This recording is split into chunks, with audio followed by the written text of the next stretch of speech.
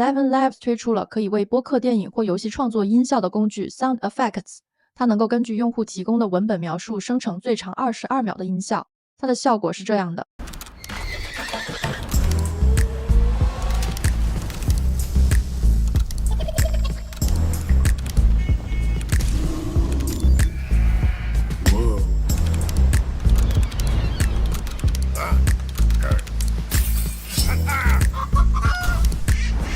用户每次使用 Sound Effects 后，可以获得至少4个可下载的音频片段供选择。